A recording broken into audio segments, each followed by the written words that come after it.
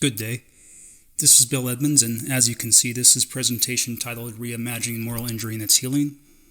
This was presented as Breakout Session Number 1 at the U.S. SOCOM, Preservation of the Force and Family Symposium on Moral Injury in Washington, D.C., and I've overlaid that audio onto the presentation so that you could both hear it and to share it. And I apologize for the poor quality audio, and there's also a few spots where I had to record over because it was unintelligible. So, enjoy.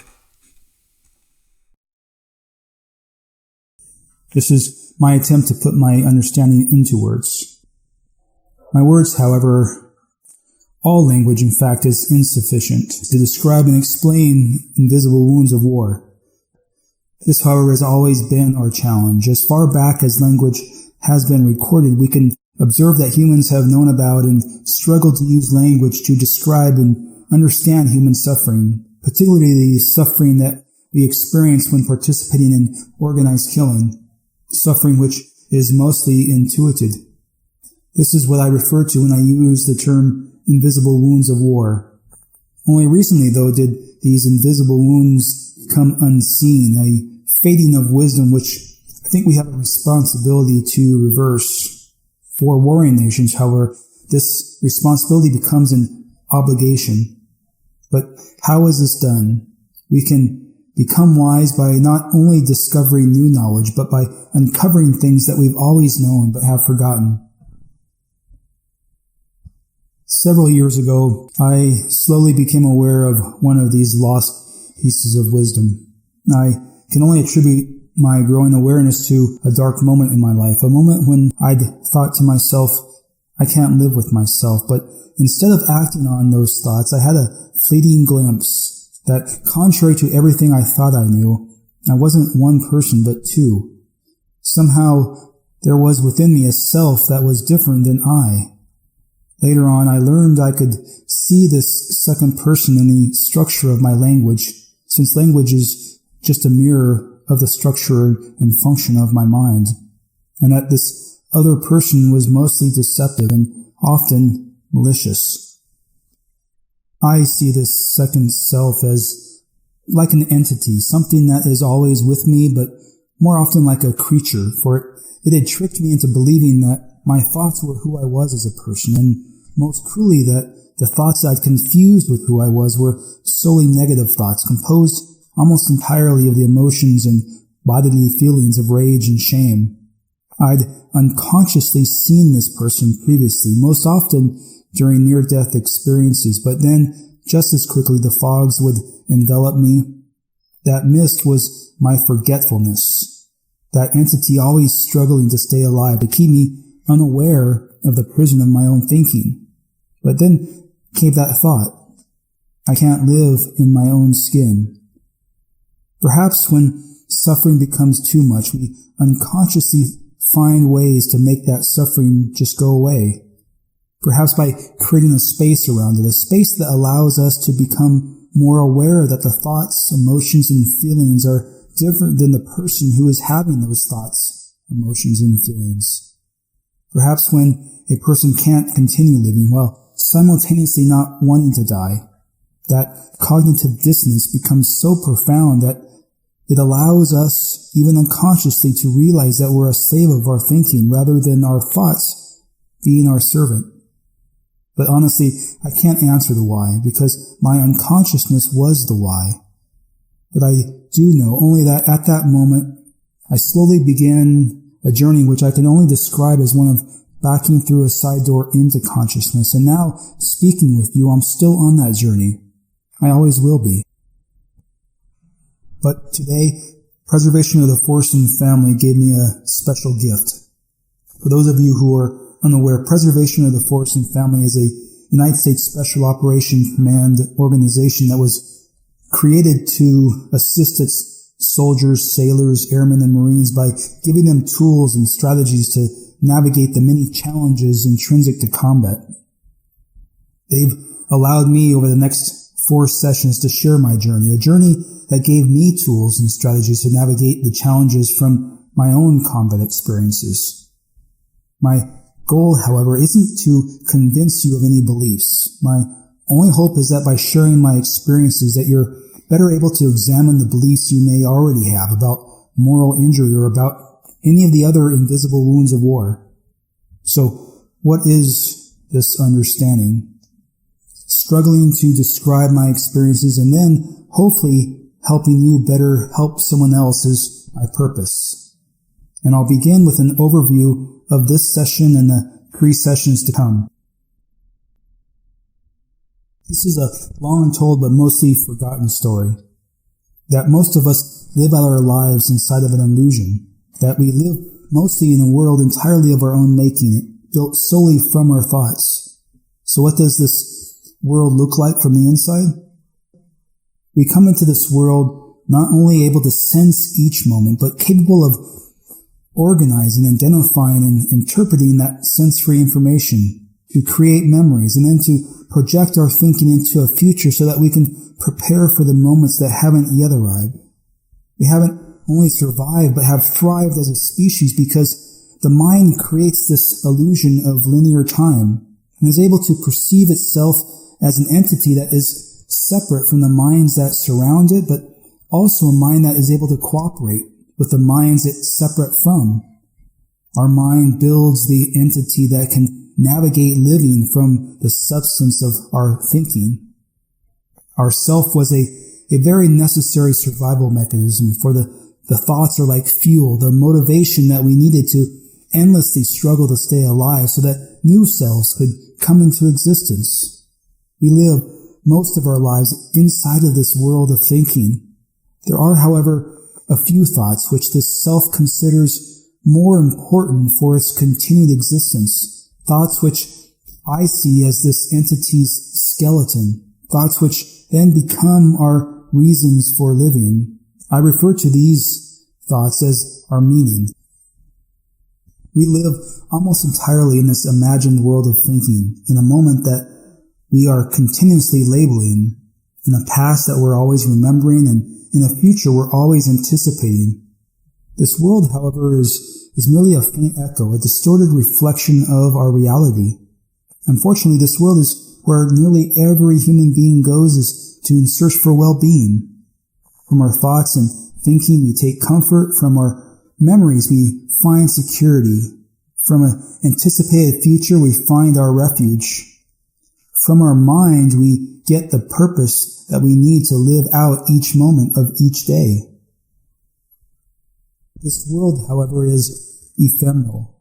The meaning we've grown over the course of a lifetime and have come to depend on comes and then goes. No structure is stable, but nevertheless there is a sense of contentment when certain thoughts are present. But then there's dissatisfaction when those same thoughts are absent, like that absence wasn't to be expected. Being human, it seems, is like owning a base model of a Kia. The loss of meaning and experience that meaning's loss is like manual windows. It's just built right in at no additional cost. But what is meaning, which we're unconsciously dependent on for happily living? Meaning is order, structure, organization, permanence. You choose the word that best fits you, but everyone feels contentment to one degree or another when these sources of order are present, and then discontentment with order's dissolution, as if that loss wasn't expected. There are sources of meaning, however, that we depend on, but which we're not even conscious of. The world makes sense, and existence isn't the result of random chaos, and the earth doesn't just shake, and buildings don't fall upon me. My wife loves me, and the rivers and oceans don't overflow and drown me. The sun rises in the morning and sets in the evening, and my body is hallowed, free from violation. There's a moon with phases, and the person I love deeply doesn't suddenly leave me. The seasons change, and my daughters are safe, happy, and healthy. The tides ebb and flow, and my parents love and protect me. They don't intentionally hurt me. We grow old, and then we die, and strangers don't want to kill me. And as sure as I am about gravity, that unseen force that nevertheless provides me with unceasing direction, the institutions and leaders I trust don't betray me. Existence is organized for the purpose of doing good, and I possess a deep knowing that I'm a good person, someone who protects those whom I'm responsible for and those who depend on me, and the innocent, especially women and children. These are just a few of my now conscious thoughts, the sources of order which I derive a sense of well-being from, and though the specifics are unique to every person, there are some general categories, and I'll name just a few. You have your body, your membership with a group, a nation, and a religion are just two of the countless examples. You have your intellect, or your opinion, your position, your role or function, your ability to have children. These are just a few of the many more. I believe, though, that there is one group of thoughts, one form of order, one source of meaning which is shared by every human being. This source of meaning is from the codes, values, and ideals which we build up over the course of our lifetime and which govern nearly every aspect of a person's life. Meaning comes from our morality. More accurately, we feel a deep sense of well-being when our deeply held and very necessary moral beliefs about right and wrong and good and bad are observed by the world, by other people, and especially by the self. Morality is perhaps our single greatest ordering principle and our most powerful source of meaning. Morality defines us as a species. Morality conveys upon us an awareness of the meaning of life. And this is true, but only in part. More important than the consensus that morality has centrality is the understanding of why it is even central to humans, something that I consider nearly miraculous. The awareness that morality, the word, is but a sequence of sounds produced by our vocal cords, which the mind then connects to a collection of immensely powerful abstract thoughts. Thoughts that not only impact how I think, but from which I construct the emotions and I create the feelings. And these thoughts are ones I share with one and up to nearly every other human being. That to me is just one of the many miracles I struggle to comprehend about being a human. But as if that weren't astonishing enough, there is the how. How is my morality even possible? We can better understand the invisible wounds of war, wounds which afflict so many and which inflict so much suffering when we shift our perspective. Morality, which is both unique and universal, isn't why a wartime experience may result in adversity and the loss of normal functioning. Better understanding of this invisible wound comes from better understanding how our morality becomes possible. For the fuel that produces our codes, values, and ideals is the same fuel that provides me with a sense of well-being when my morality is adhered to, and the suffering I feel when my morality is transgressed, violated, or utterly extinguished. The fuel which is the source of and basis for our morality is our empathy and compassion. Empathy is an innate and then nurtured ability to mirror the thoughts, emotions, and feelings which we believe are being experienced by another. And when empathy mirrors perceived harm, our compassion is the innate and nurtured propensity to alleviate that harm. For by lessening the harm experienced by another, we are lessening the harm that we are experiencing. But for now, I'll return to the one facet of morality that I think we can all agree on, that morality is an especially powerful source of meaning for the men and women in our military. We select for it. Young Americans almost universally self-select for morality when they volunteer for military service. And then, assuming that our young Americans enter with an innate and then nurtured morality, we nevertheless inculcate this source of meaning into them from day one and then over every day to come. This is absolutely important, just not in the way that we do it, for we instill in them that there is a right and a wrong, and that there is a good and bad, and that this awareness but takes discernment, and that when their nation chooses war, that war is then, by implicit definition, declared moral. Therefore, if they faithfully and honorably serve in support of that war, they will remain a moral person behaving morally. Our conscious and unconscious understanding then is that so long as these preconditions remain true, there can be no thought, no emotion or feeling that conveys a sense that any morality has been transgressed or violated. Using different words, ours are just wars, and if we've chosen and acted justly, then our thoughts and emotions and feelings must reflect that justness. Unfortunately, this narrative is not only wrong, it inflicts wounds, but sometimes even kills. Said differently, no matter how moral the war, no matter how moral the service member, no matter how moral their choices or actions, if a moral person participates in war, then there will likely be some moment when their morality is transgressed, violated, or violently and utterly extinguished by either the world, by other people, and by themselves.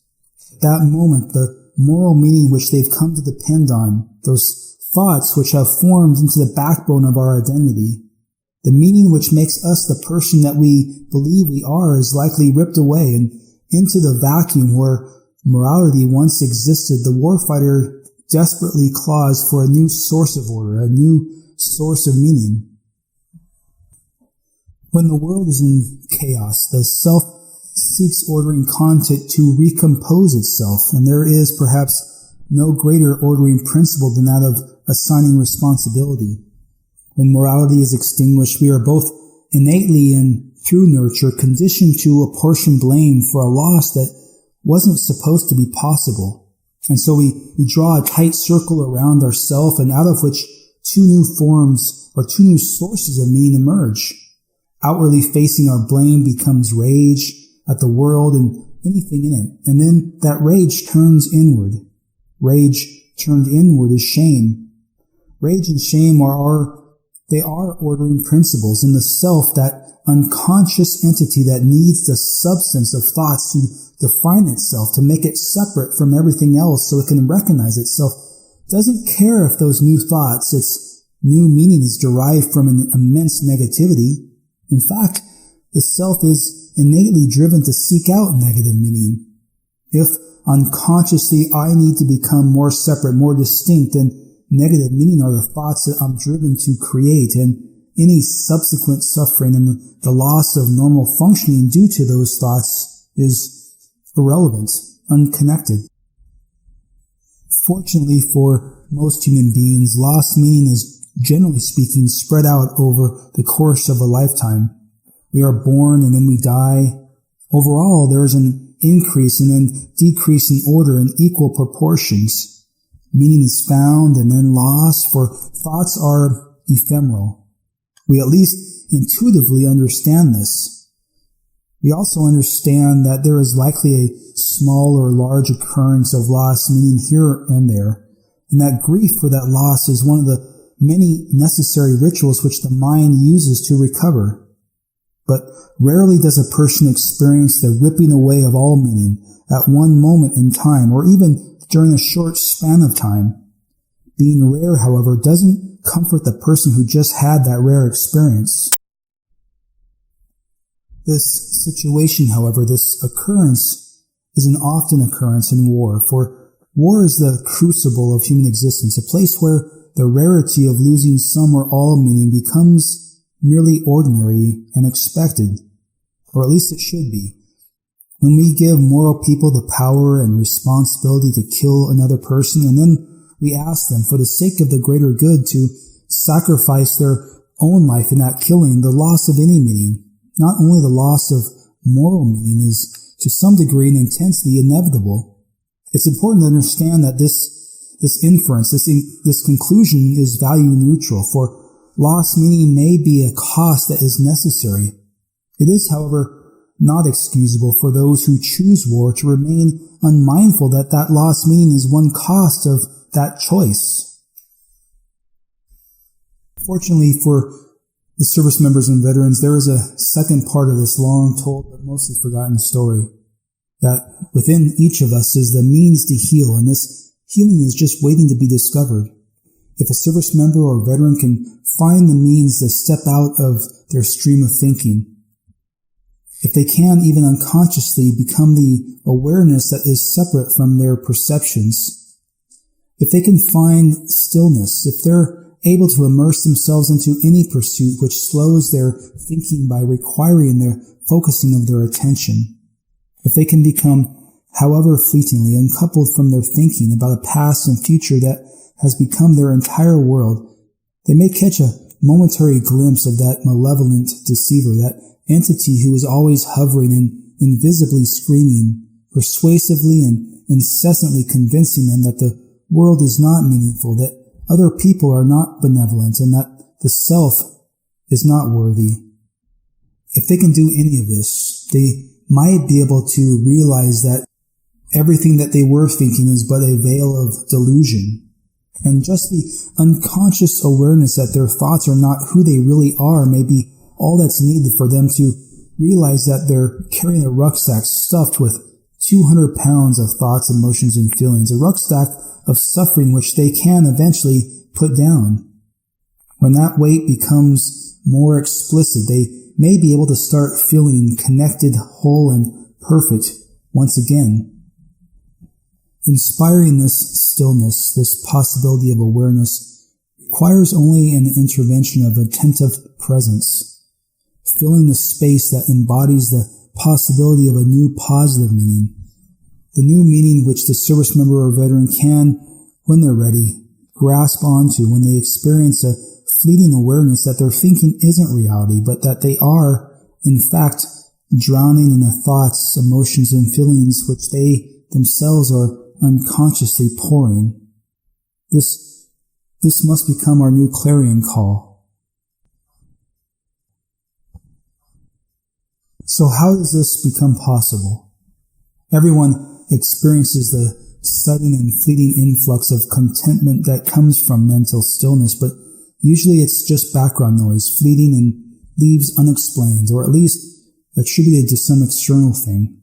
The truth is, if the mind can slow its thinking, it may be able to sense itself, and that sense is well-being. Or one could say that suffering is thinking, that thinking merely obscures well-being. Well-being, then, is not the presence of anything, but the presence of no thing. That well-being, or not suffering, or contentment, or joy, you choose the word that best fits you. All of these are a state or condition of no-thingness. And though I slowly became aware of nothingness due to many near-death experiences, this well-being can be found in less dangerous ways. One way is through rediscovering knowledge, for just the cognitive awareness may allow what is an innate capacity to develop into actuality. So, where is this knowledge concealed? This knowledge is hidden inside of nearly every religious, spiritual, and humanistic tradition spread out across 5,600 years of recorded human history. But understanding this invisible wound of war, how it's healed, won't come from correctly interpreting a single parable. This wisdom isn't hidden inside of one myth. Lost meaning in its healing can't be explained by one legend. The preeminent French anthropologist Claude Lévi-Strauss explains, after decades of searching for the one true version of a myth, he realized that the greater truth could be found in the sum of all myths. The same could be said of lost meaning and its healing, that the greater truth can be found in the sum of all lore from nearly every human tradition.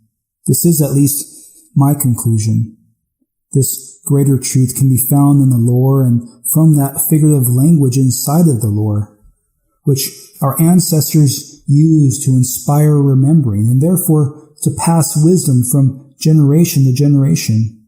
Splinters of this greater truth, which are often only sensed, can also be teased out by exploring the structure and etymology of that figurative language, for human language is but a reflection of human thinking.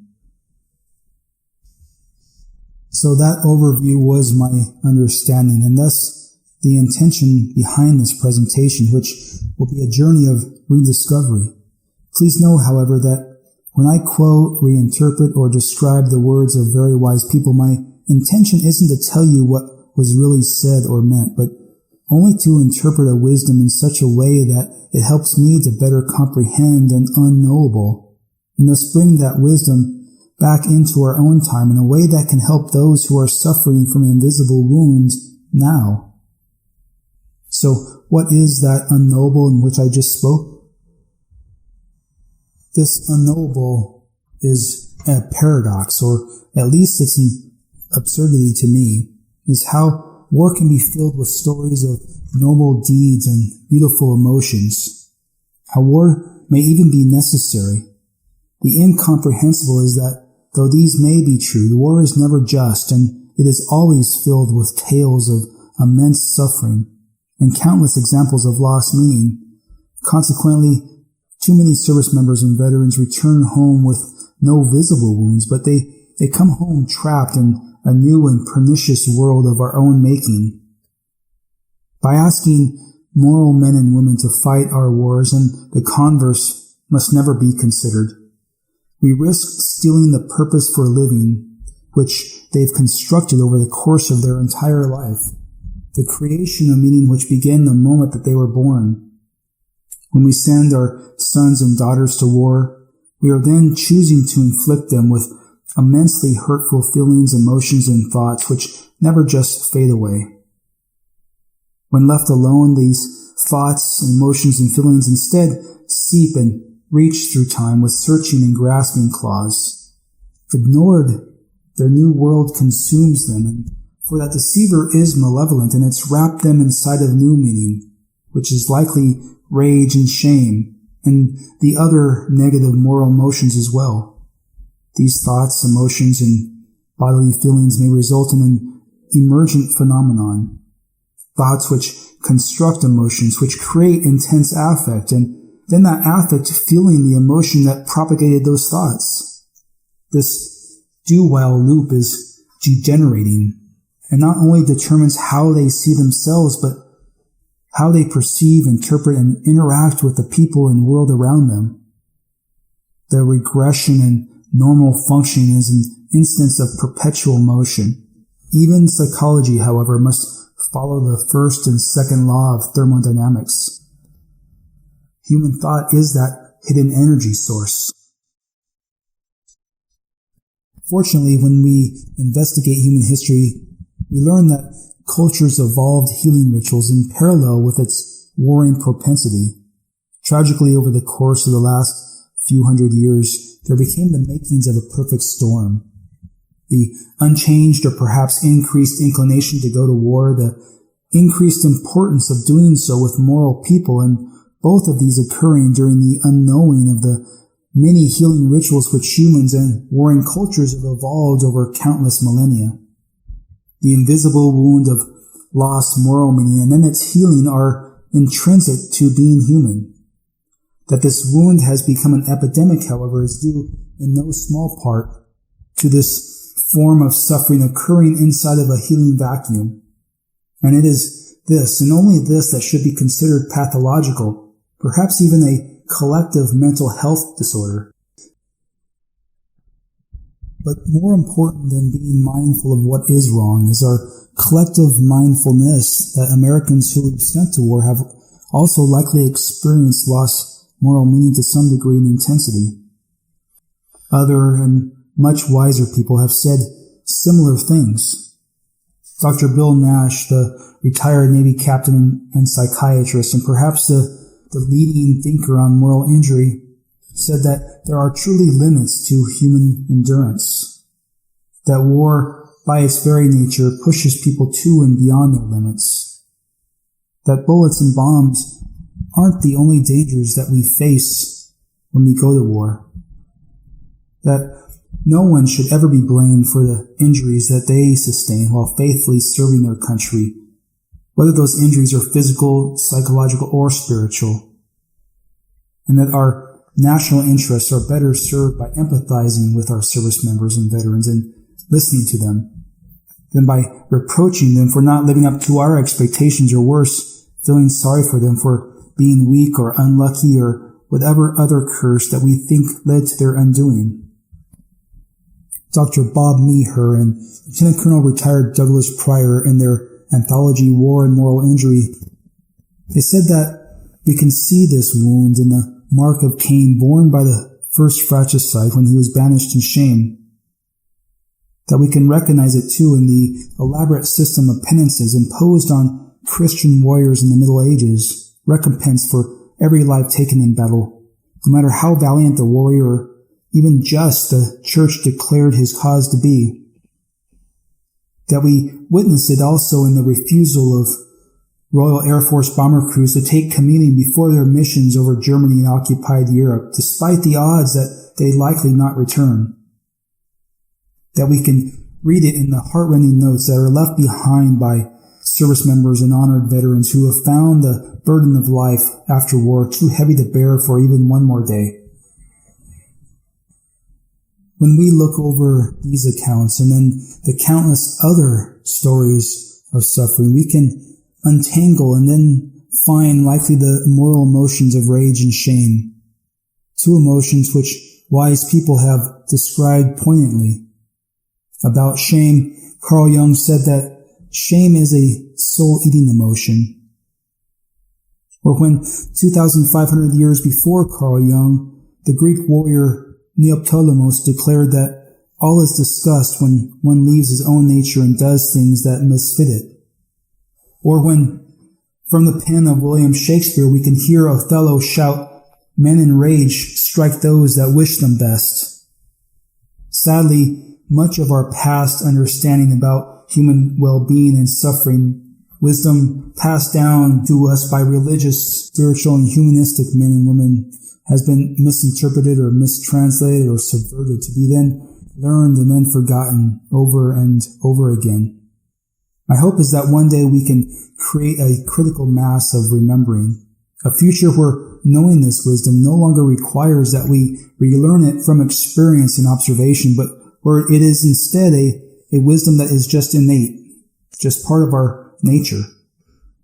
I'll end this overview of the remaining of this session and the next 3 sessions to come with one caveat.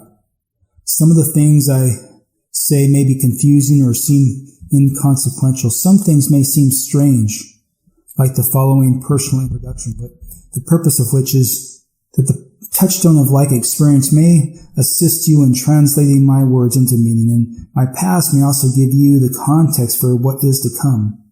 Regardless, please know that I do each thing for a reason. I've been to where we're going. So, who am I? I'm Bill Edmonds.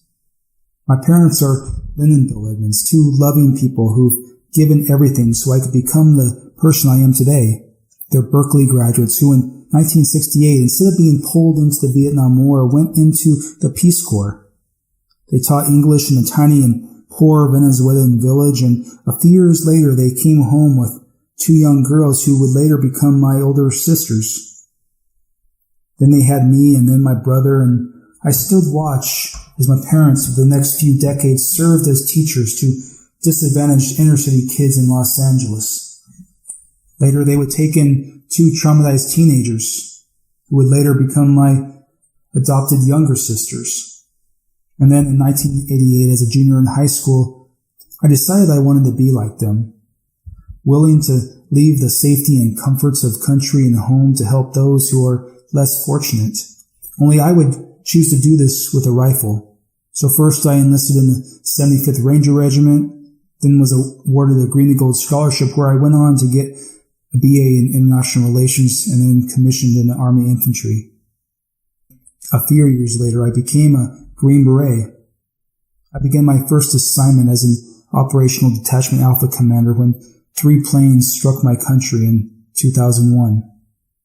Now, after 26 years of service, I've been deployed around 14 times and have nearly died more times than I've been deployed. I have 2 master's degrees, the latter being on the ancient practice and psychology of dependent origination. I've shared my experiences and the lessons from those experiences in several books and essays and as a guest lecturer at several universities. But is this really who I am? To understand the loss of moral meaning, it's important to make our moral meaning more explicit.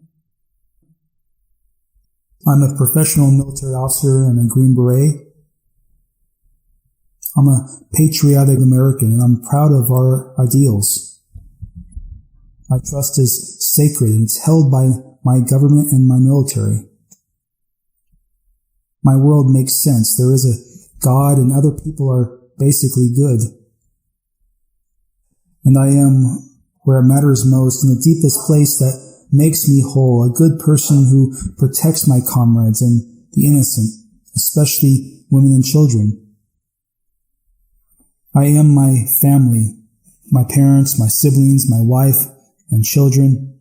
I'm married to an amazing woman whose name is Cheryl, and she's an acupuncturist, and we have 2 healthy and happy daughters, Ava and Natalie.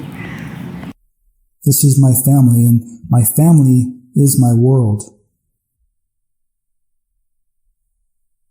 So how do we reimagine moral injury? We do this by shifting our frame of reference, for moral injury is but one of the many sources of lost meaning. And healing lost moral meaning becomes possible when the service member or veteran becomes aware, even fleetingly unconsciously aware, that their thoughts are not who they really are, even when it feels as if they are. And then, by just this awareness, they may be able to summon the key that unlocks the door, that is an escape from the illusion that is an obstacle to ever forgiving. For forgiveness is a precondition to ever being able to notice the abundance that both surrounds and is within them. One person who once embodied lost meaning and then was able to heal is the prize-winning poet Gregory Orr. At the age of 12, Orr went on a very American rite of passage, the family hunting trip. During this trip, he accidentally killed his brother by shooting him in the back of the head, and in one violent moment, a young child's entire meaning was ripped away, and for years afterwards, Orr suffered this loss immensely. He did, however, eventually find a new positive ordering principle in lyrical poetry, and he summarizes his entire transformation from the loss of all meaning to finding true well-being in this beautiful, short poem. If we're not meant to dance, then why? Why all of the music? I believe all service members and veterans who suffer from lost meaning can learn to once again hear the music, and that they can then learn to wonder, why am I not dancing? Just as Gregory Orr once did. But one word of caution. Our journey is an immersive experience. It's intended to be emotionally challenging. There are difficult words, audio, pictures, and videos, so come prepared to use your empathy and compassion, but also come inspired to learn from the stories of our service members and veterans so that you can then go on to extend a helping hand to those who are right now suffering alone and in silence. Your extended hand may be just the hand that saves a life. This first story, however, is my own. Like I said, the touchstone of like experience may then assist me in translating the stories that come later, and my past may also give you some context for what I say and what I mean.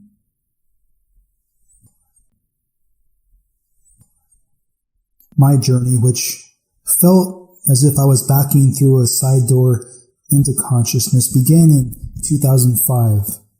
I was a young and idealistic Special Forces captain. I lived on a small Iraqi base in the center of Mosul. For 1 year, I worked inside of a basement prison and was partnered with this Iraqi intelligence officer who had been interrogating terrorists and traitors and criminals for over 30 years. My responsibility was to assist his interrogations and to try to ensure that no torture took place, or at least to deter torture. I wanted to make a difference, so I immersed in that experience. From within this makeshift basement prison over countless midnight and pre-dawn hours, life quickly became a never-ending cycle. Helping him to find, capture, and then interrogate suspected killers so he could find, capture, and then interrogate more.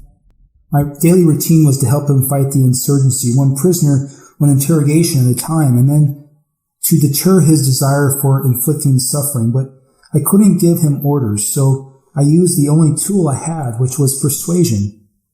And when torture did happen, I documented the outward sign.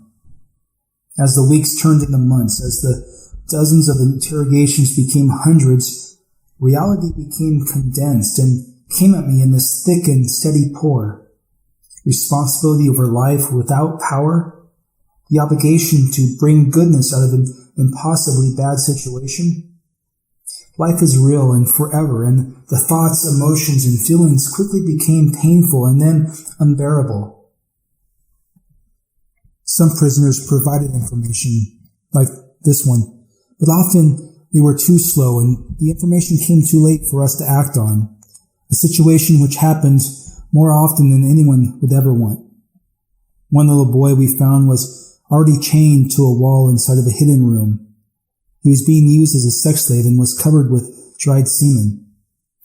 We were able to get one prisoner to tell us about a young girl, so we captured those who had captured her, a father, his son, and that father's brother, and we pitted them against each other so we could find her.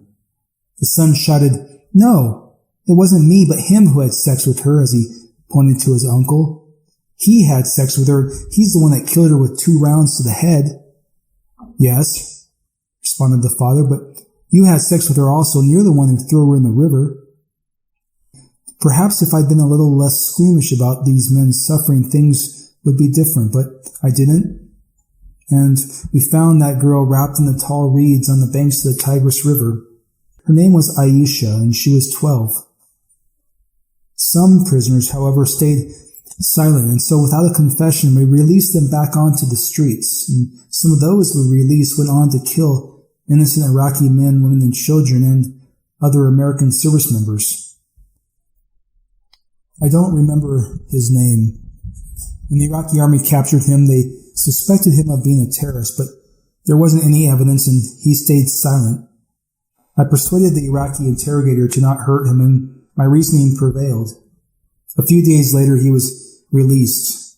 A few months later, the Iraqi army captured him again, and he was returned to the prison where I lived and worked, and I came to learn that after I'd argued for his release, he went on to conduct 10 executions. I watched the videotapes of him killing these men. Cutting off the heads or killing them by a bullet to the back of the head were the words that he'd used. He didn't know their names. All he knew was that he was paid $50 for each victim. Master Sergeant Anthony Yost was killed in from the house booby-trapped by a prisoner I'd convinced the Iraqis to release. Tony survived by his wife, Joanne, and his children, Donovan, Cheyenne, and Anthony.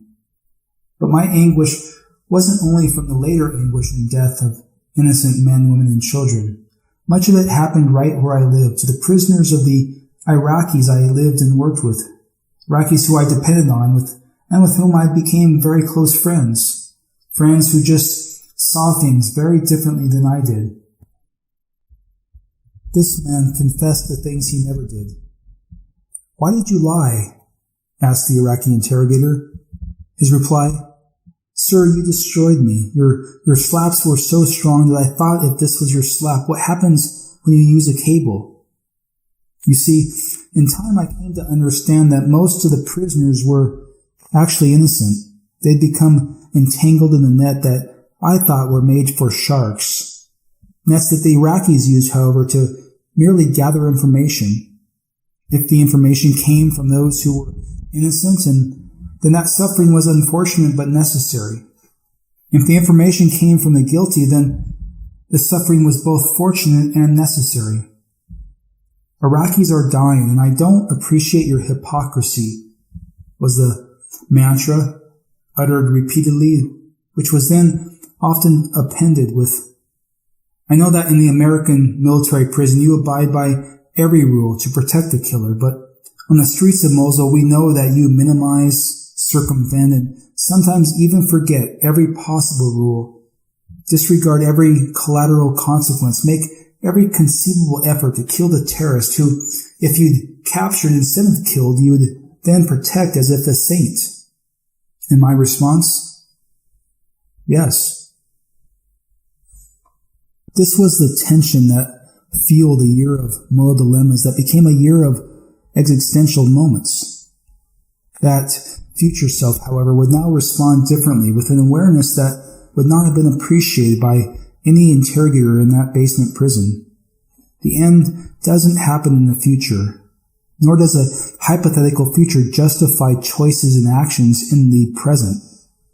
The truth is that the ends and means are but two facets of the same thing, not intrinsically intertwined, but inseparable.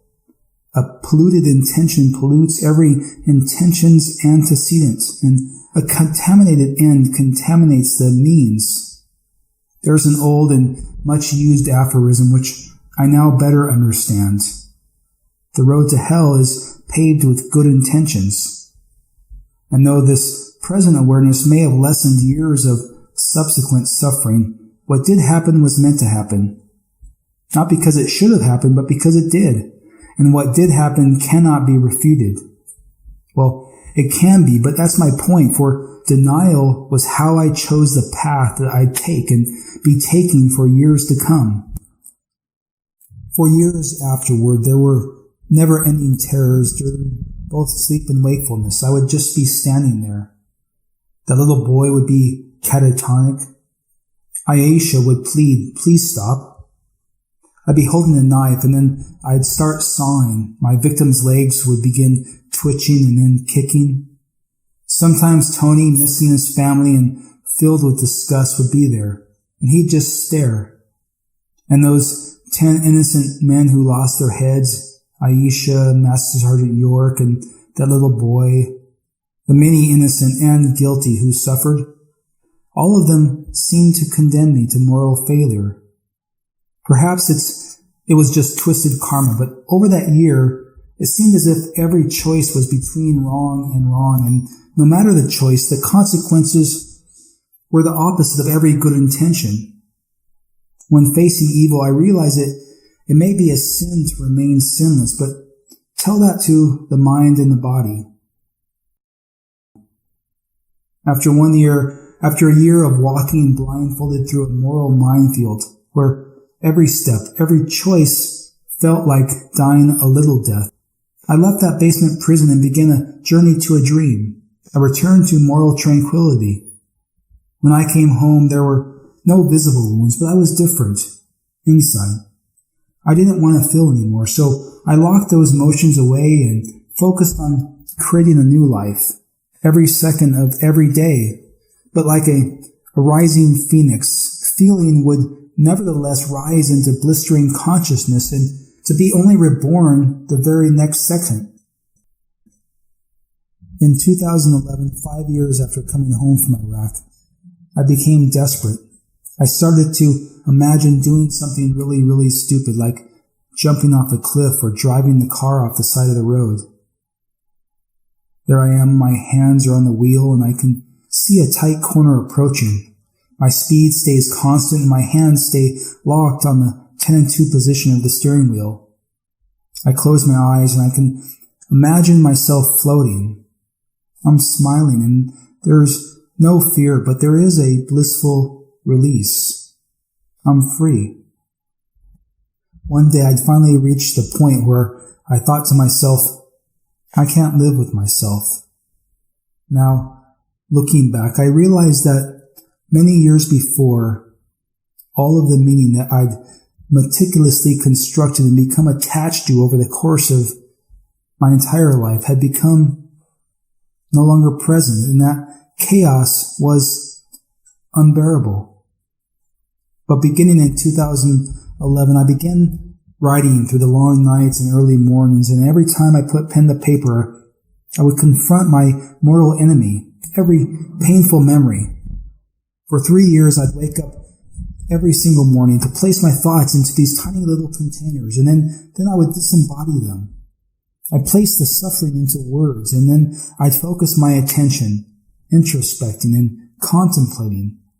Self-empathy can be both traumatic and therapeutic. This was, of course, all done unconsciously, but it took a long time. But eventually, I became aware that who I was didn't consist of my thoughts. And so I was able to inch away from the abyss. I crested the rim and I noticed just a sliver of light in the distance, and I paused. I took a deep breath, and now I have a deep purpose. Helping you help someone else. I'll try my very best by explaining my new perspective. But how will I accomplish this? Over the next 3 sessions, I'll try and reconceptualize moral injury as lost meaning by changing our frame of reference. During the next sessions, to better understand lost meaning, I'll reconstruct a person's meaning from their birth until their death. And in the 3rd session, we will empathize with the felt experience of having meaning lost and its consequences through several stories of suffering. Our last session will be dedicated to healing. I'll end this first session by listening to an important conversation with a veteran who embodies an invisible wound. But before we begin this conversation, a last observation that may assist our listening. Humans possess many attributes that separate us from all other animals. I believe, however, that there's one thing that makes us particularly special. We are capable of being conscious that we are conscious.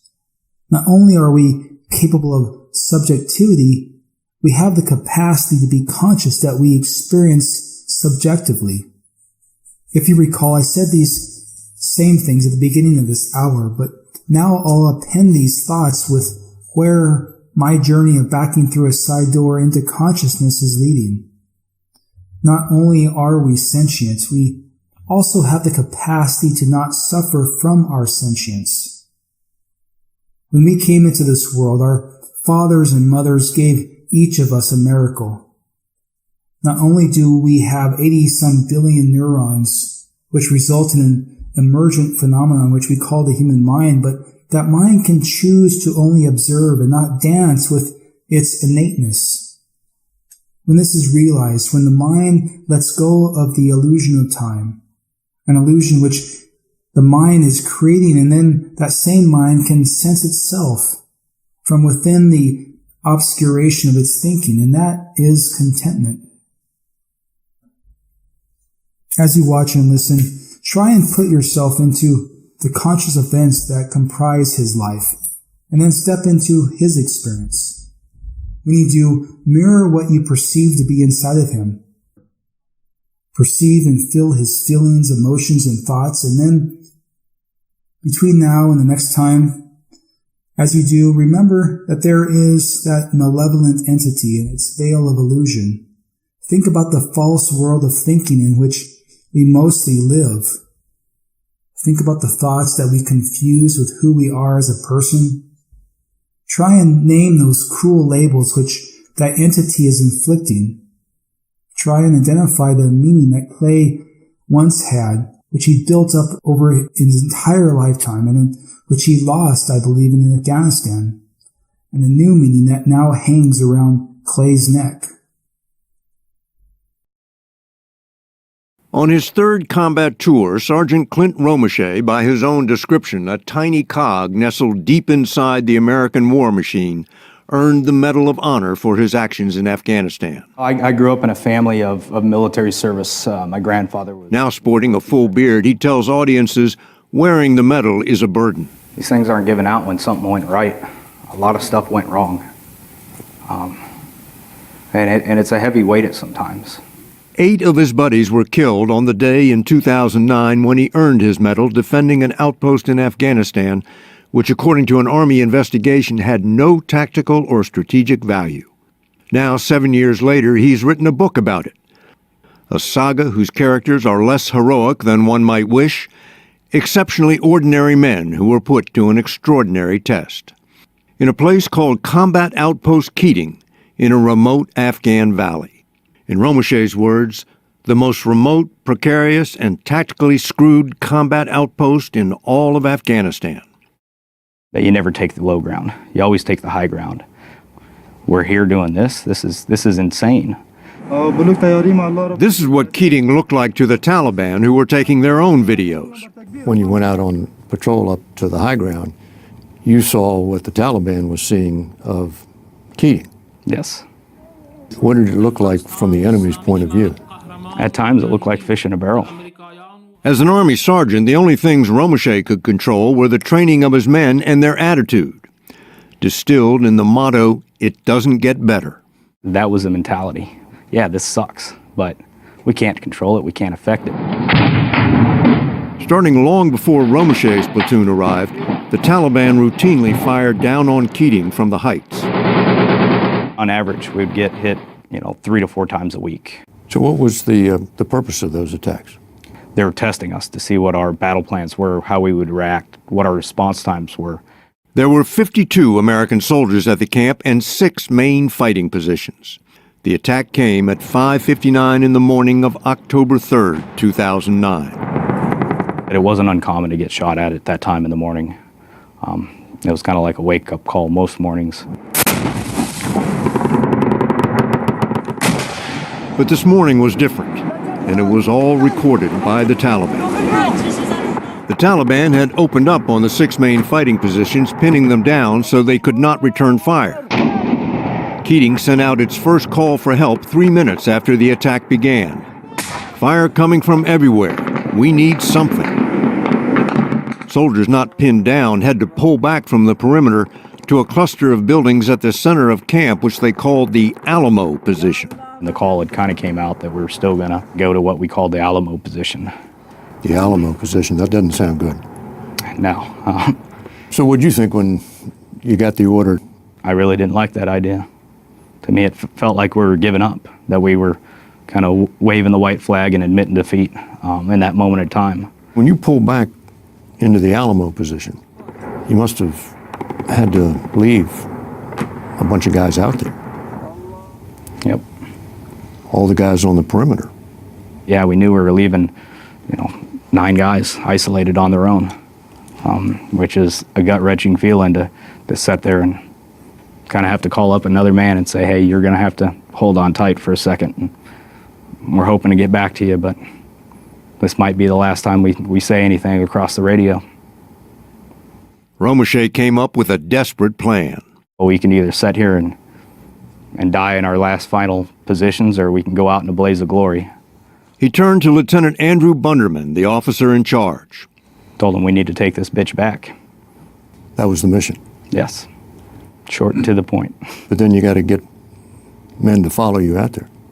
Yes. It's always a scary thing about being a leader. Were you sure they were going to follow? That's all I could do is ask. What happened when you asked for volunteers? Had 5 guys stand up. Didn't ask, what are we volunteering for? Didn't ask any of that. They just stood up. Low on bullets, they first ran toward the front gate where their ammo dump was located. How close is the enemy? Closer than what I ever thought I'd see them. 10, 15 feet away. The Taliban were inside the camp's perimeter, and the command center sent out this chilling message. Enemy in the wire. Enemy in the wire. 1 hour and 11 minutes into the attack, the first Apache helicopter gunships arrived overhead to find Keating in flames. Had they arrived 5 minutes later, Romesha believes, Keating would have been overrun. I just watched these 3 guys just walk on in like my game was over. The fighting was already done. I mean, they just literally strolled on. They don't understand we're still here, we're still fighting. They're a mistake. You're not going to just stroll in here like you own the place. Like you don't have a care in the world, because we're about to make you care.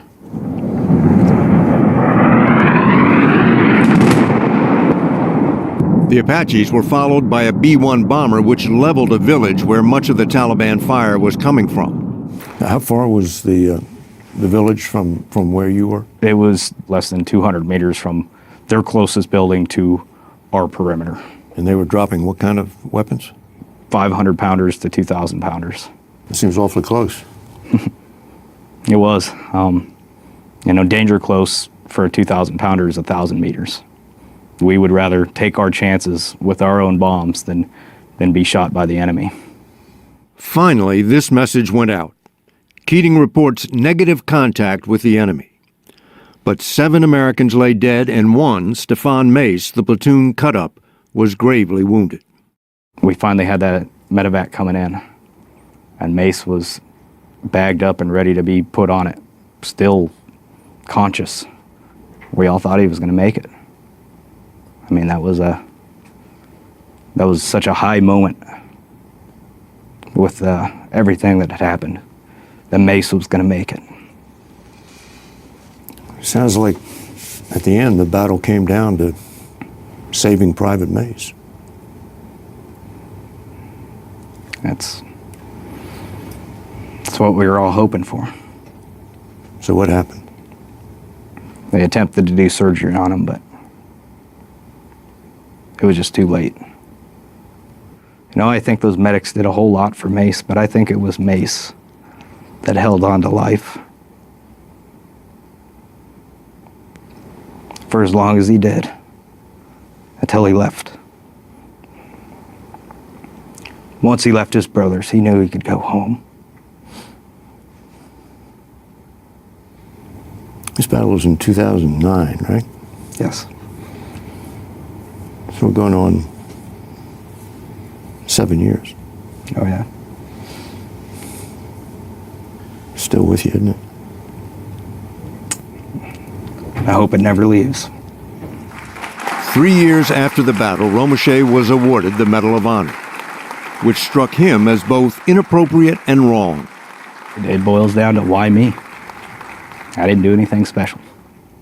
Just did a job like 52 other guys there were doing that day, and 8 that did way more than I ever was asked of. I mean, why me?